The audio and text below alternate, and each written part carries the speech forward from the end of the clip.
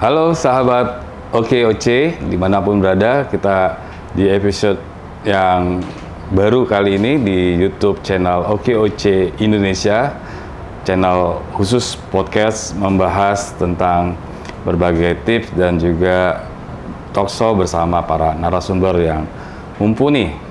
Nah, kali ini bahwa kita ketahui 70% milenial di Indonesia, hasil surveinya ternyata mereka ingin menjadi pengusaha. Dan untuk memenuhi kebutuhan para calon pengusaha atau seorang yang berminat menjadi pengusaha namun masih bingung dengan jenis bisnis seperti apa yang sesuai dengan tipe kepribadiannya. Nah, kita akan bahas hal ini sehingga kita akan mendapatkan panduan bagaimana untuk menemukan jati diri kita sebagai calon pengusaha dan jenis bisnis apa yang sangat cocok dengan tipe kita atau yang istilah anak milenial gue banget. Dan sehingga kita tidak akan menghabiskan banyak waktu dalam mencoba-coba jenis bisnis apa saja yang bisa kita tekuni. Nah, hari ini kita akan bahas tentang DNA pengusaha.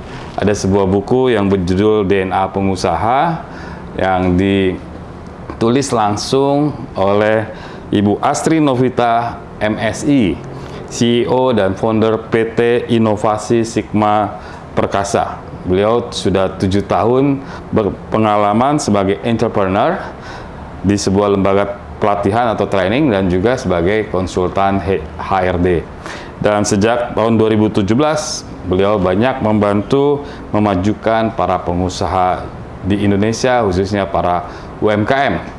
Dan OKOC bekerjasama dengan Ibu Astri juga membantu para milenial dan para calon pengusaha itu menemukan jati dirinya sehingga gue banget nih usaha yang cocok dengan mereka. Bersama saya Ibu Astri Novita MSI. Terima kasih Bapak, Masya Allah ya. Saya sudah berhadapan dengan lumbung padinya para UMKM di depan saya gitu. Jadi pada saat kemarin lagi COVID Pak, saya ada waktu lah gitu kan. Akhirnya saya menulis buku tentang DNA pengusaha ini karena saya pikir ujungnya di tahun 2017, 2018, 2019 gitu ya. Dan pada saat itu tiba-tiba COVID di tahun 2020 kita masih merasakan COVID. Saya rasa perekonomian kita akan bangkit dengan adanya UMKM, Pak.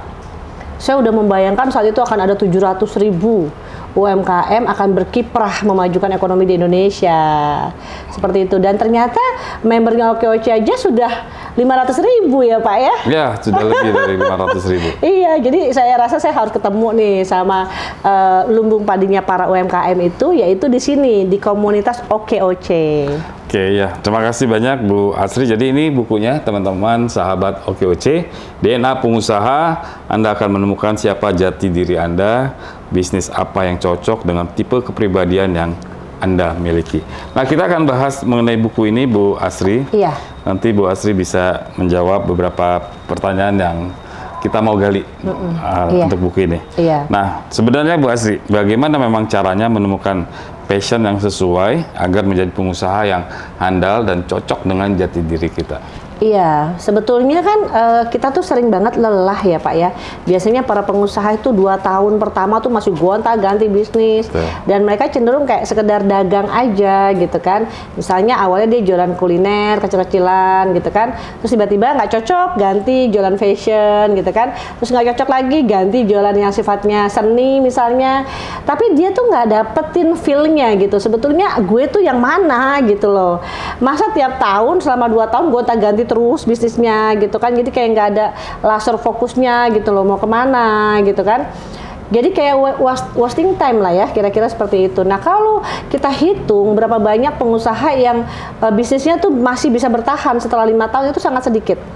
Ya kan? Jadi kebanyakan gulung tikar sebelum 5 tahun. Nah, dengan adanya panduan buku DNA Pengusaha ini, saya berharap ya semuanya, baik itu generasi milenial, baik itu pensiunan BUMN, baik itu kita-kita yang memang dari umur 40 tahun udah pengen banget jadi pengusaha gitu ya, itu segera aja deh langsung lakukan self assessment Self assessment. Jadi sebetulnya karena saya adalah konsultan HRD, jadi sejak tahun 2012 sebetulnya sudah menggunakan tools ini. Jadi di dalam dunia HRD ini namanya DISC Personality Profile. Oh ya. Kemudian kita convert menjadi DNA pengusaha, begitu Pak. Jadi kalau selama ini kan HRD itu mencari katakanlah calon marketing manager menggunakan DISC itu ya Pak ya. Jadi alatnya sama sih nih Pak yang dipakai dengan para perusahaan-perusahaan besar. Mereka menggunakan alat yang sama dengan yang ada di dalam buku DNA pengusaha ini, yaitu DISC Personality Profile. Nah, alat tes ini memang sangat powerful kalau di kalangan HRD itu adalah untuk rekrutmen. Jadi kalau mencari kandidat yang baru masuk, mereka pakainya DISC. Gitu kan. Nah, karena saking powerfulnya alat ini, saya ingin memasyarakatkan alat ini supaya semua orang bisa menggunakan alat ini dari sejak umur 17 tahun. Katakanlah di seluruh Indonesia itu sudah paham Pak dengan alat ini. Jadi yang saya impikan suatu saat nanti kita ngobrolnya di meja makan ya, orang tua dengan anak-anaknya yang udah umur 17 tahun sudah berbahasa ini gitu loh Pak. Sudah berbahasa alat tes DISC ini. Jadi sudah tahu nih, misalnya seorang ayah ngobrol sama anaknya 4 orang. Yang satu anaknya tipenya dominan Pak. Yang satu tipenya influence, yang satu tipenya steadiness, yang satu tipenya compliance. Dari cara bagaimana mentreatment 4 orang ini, seorang ayah atau ibu sudah tahu. Kira-kira seperti itu harapannya gitu. Makanya saya memasarkan nama DNA pengusaha ini supaya yang awam pun jadi ngerasa kok enak ya gitu, memahami ini. Jadi kita harus mengenali dulu karakter diri kita. Betul. Ya dengan cara tadi self assessment. Iya, self assessment ada toolsnya. DISC. Iya. Nah, bagaimana kalau karakter atau hasil self assessment-nya tidak sesuai atau dengan bisnis yang sekarang sedang dilakukan. Misalnya gini, katakanlah bisnisnya misalnya jualan pulsa di pinggir jalan. Kan gampang tuh jualan pulsa karena semua orang butuh pulsa dong Pak, ya kan?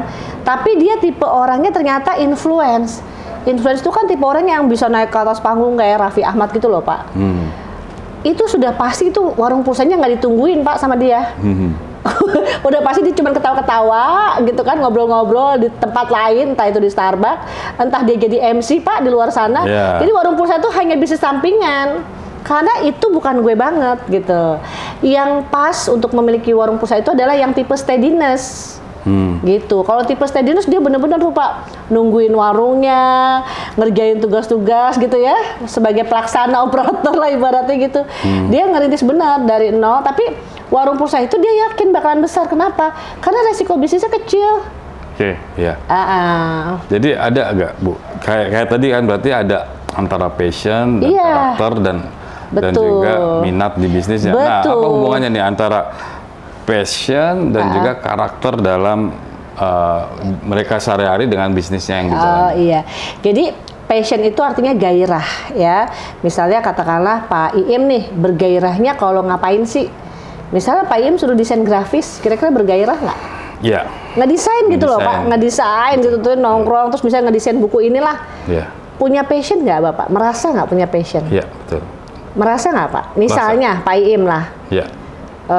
Atau Pak Indra Uno misalnya, punya passion nggak ngedesain grafis? Nggak punya. Tapi kalau disuruh ngomong begini nih di podcast nih, seneng. Ya kan? Berarti udah kebayang tuh yang mana tipenya gitu kan. Jadi nggak bisa dipaksain. Tiba-tiba misalnya anak buahnya Pak Iim nggak masuk gitu kan. Terus tiba-tiba yang ngambil alih semua pekerjaan desain grafis tuh sebenarnya Pak Iim. Pak Iim lama-lama capek. Kok udah aku kasih orang yang ngerjain malah aku yang ngerjain gitu loh Pak. Jadi kita perlu pembagian tugas berdasar passion. Nah passionnya itu kita gali dari karakter orang itu Pak. Itu maksudnya. Dan itu pakai toolsnya cukup pakai di tadi ya? Iya, 24 soal itu aja, betul. Ya. Nah terus kalau bisnisnya telah berjalan nih. Telah berjalan. Terus akhirnya diketahui bahwa karakter kepribadiannya berbeda dengan bisnis yang dijalani. Nah, misalnya jualan apa nih? Katakanlah punya toko pakaian tapi di Tanah Abang, misalnya. Udah berjalan nih bertahun-tahun gitu kan. Terus tiba-tiba tokonya tuh nggak diurusin atau gimana? Ya berarti passionnya emang kurang di situ Pak. Akhirnya dia akan punya yang passion yang kedua. Nah ternyata bisnis yang kedua itu lebih dia sukai. Akhirnya bisnis yang pertamanya mungkin dikasih ke anak buahnya, dia mencari manajer katakanlah seperti itu, kemudian dia cepat-cepat masuk ke bisnis yang kedua karena dia merasa passionnya yang sesuai itu gitu. Tapi pada saat dia pertama kali membangun bisnis yang tidak sesuai passion, dia dijungkir balik Pak. Ya. Kepala jadi kaki kepala gitu loh, karena itu bukan passionnya dia gitu loh. Betul. Nah, kalau tadi bisnisnya udah berjalan, nah ini kita lagi menyasar ke teman-teman para sahabat OKOC yang pengen banget bikin usaha, baru mau mulai. Nah, kalau mau mulai, nah apa yang didahuluin, passionnya kah atau karakternya? Passion dan karakter sama, satu paket gitu. Maksudnya bisnisnya dulu atau passion dan karakter. Passion dan karakter itu satu paket ya. Jadi misalnya nih, katakanlah ada seseorang bernama Raffi Ahmad, katakanlah gitu ya. Dia mau jadi seorang penyanyi, pembawa acara, atau jualan kambing, Pak. Seorang Raffi Ahmad kalau saat itu dia memilih saya mau jualan kambing, kira-kira jadi nggak Raffi Ahmad seperti sekarang? Nggak jadi Pak, bisnis kambingnya nggak jalan, Raffi Ahmadnya nggak terkenal. Jadi pada saat Raffi Ahmad memutuskan dia untuk naik ke atas panggung, karena memang dia seneng banget gitu loh, dikasih pujian gitu yang selangit itu dia seneng banget gitu. Nah begitu juga dengan Deddy Corbuzier. Deddy Corbuzier dibandingkan Raffi Ahmad sama-sama presenter ya, tapi kontennya beda. Raffi Ahmad lebih influence gaya komunikasinya di dalam konten-kontennya, kalau Deddy Corbuzier lebih dominans, jadi lebih kelihatan bobotnya itu seriusnya kelihatan banget, ya kan? Nah jadi itu aja udah beda Pak, padahal sama-sama punya konten ibaratnya gitu. Begitu juga dengan Ria Ricis, dia kontennya beda, karena dia sebenarnya lebih introvert dibandingkan dua orang tadi gitu loh. Jadi walaupun sama-sama konten kreator, YouTuber, tapi mereka basicnya beda-beda Pak. Ada yang dominan, Deddy Corbuzier, ada yang influence, Raffi Ahmad, ada yang steadiness, itu adalah Ria Ricis, contohnya gitu. Berarti tools ini kan udah banyak dilakukan dan sudah. Ibu ketemu nih para calon pengusaha. Nah biasanya permasalahan apa yang mereka hadapi setelah atau sebelum mereka lakukan? Yang pasti pertama pembagian tugas nih antara mereka dengan pasangannya, biasanya gitu kan. Oh iya ternyata emang bener ya, aku nggak bisa pegang keuangan misalnya gitu kan. Oh ternyata emang secara DIY bener nih, aku nggak bisa pegang keuangan. Tapi yang kadang-kadang terjadi adalah gini Pak, misalnya seorang istri nih, dia jualan pizza, katakanlah Pizza Hut gitulah ya, semacam itulah ya, namanya tentu saja bukan itu ya. Kemudian dia memaksakan dirinya untuk memasarkan produk pizza tersebut, padahal dia juga yang memproduksi. Kemudian saya memberikan arahan, Ibu, ini yang mengerjakan bisnis Ibu dengan suami, iya. Kemudian saya tes dua-duanya Pak. Kemudian saya kasih arahan, Ibu sebaiknya fokus di marketingnya saja, jangan ambil produksinya. Mungkin Bapak yang lebih cocok di produksinya. Kalau Bapak ternyata nggak bisa masak, berarti panggil koki, ibaratnya. Karena emang lebih maksimal kalau Ibu yang bangun networking kemana-mana, gitu kan? Begitu. Nah terakhir Bu Astrid, terima kasih banyak nih, udah banyak yang disampaikan. Paling terakhir adalah bagi pemula nih yang mau mulai bisnis, tadi sebenarnya sudah disebutkan juga, tapi lebih detail lagi untuk para milenial, anak-anak muda nih yang mau mulai bisnis, tipsnya, triksnya apa Bu? Biar dia sukses dan klop, cocok gue banget. Nah, yang pertama sih saya sarankan tetap harus belajar dulu nih buku ini, jadi dites dulu saya tipenya apa. Kemudian yang terlibat di dalam bisnis itu siapa? Misalnya dia dengan katakanlah someone spesialnya dia lah misalnya. Terus dia lihat kayaknya gue kurang cocok nih kalau ngegarap bisnis sama dia. Perlu nggak tim baru lagi? Kemudian kalau ketika tim baru itu bisa mengurangi resiko bisnis, misalnya jadinya pemilik perusahaan itu jadi nggak sendirian gitu ya Pak, jadi bagi dua lah ibaratnya gitu. Mungkin itu akan lebih baik, tergantung karakternya. Kalau misalnya karakter yang si A ini dominans nih, sebaiknya jangan berpartner. Lebih baik dia yang menguasai 100% saham. Tapi kalau dia tipenya steadiness, sebaiknya justru jangan sendirian, nggak akan sukses. Karena si tipe steadiness dia kan introvert. Ketika dia introvert, dia memasuki sebuah area persaingan yang tidak dia pahami begitu, maka dia butuh partner. Nah, partner ini biasanya yang lebih agresif daripada dia kan, yaitu misalnya influence atau dominance. Dia pilih yang extrovert. Bergabung berdua itu malah akan lebih running well. Ketimbang dia memaksakan diri seorang introvert mau jadi pengusaha yang bisnisnya tuh banyak resikonya gitu. Itu akan lebih susah. Jadi jangan menghabiskan waktu hanya ingin mendapatkan 100% saham. Dan biasanya si orang steadiness ini dia kan butuh kenyamanan. Betul. Bukan besarnya penghasilan, Iya. tapi kenyamanan dan kesuksesan yang pasti-pasti aja. Gitu. Makanya mohon maaf ya, biasanya orang steadiness tuh lebih suka jadi PNS, Pak. Oh iya. Dia merasa dapat ininya gitu kan, ataupun jadi karyawan gitu kan. Bukan berarti orang-orang dominan akan tidak nyaman menjadi karyawan. Ada fasenya juga di mana orang dominan bisa jadi karyawan di level misalnya marketing manager gitu loh, posisi-posisi seperti itu. Mantap. Jadi lengkap banget tips dan triknya. Iya. Ini mesti didapatkan buku DNA pengusaha, teman-teman nanti bisa bergabung bersama OKOC. Iya. Bisa ketemu langsung sama Bu Boleh. Asri, karena Bu Asri ini bersama kami sudah beberapa kali juga melakukan pelatihan langsung. Betul, bahkan Ya. saya pengen banget kita ke Padang ya Pak ya. Ya, insya Allah. Kita ajak Bu Asri ke keliling Indonesia. Amin. Kita berikan pelatihan dan mereka akan dapatkan buku DNA pengusaha. Betul, Terima Pak. kasih Bu Asri sudah Bapak. tampil dan berkenan Iya. untuk ada di podcast di OKOC. Iya. Ada di YouTube channelnya OKOC Indonesia, dan teman-teman jangan lupa untuk like, komen, subscribe YouTube OKOC Indonesia. Juga Bu Asri juga nih harus follow Iya, Instagram pasti. OKOC.Indonesia. Iya, Sekali lagi iya. terima kasih Bu Asri, Terima sahabat kasih. OKOC. Kita ketemu di episode berikutnya. Salam OKOC.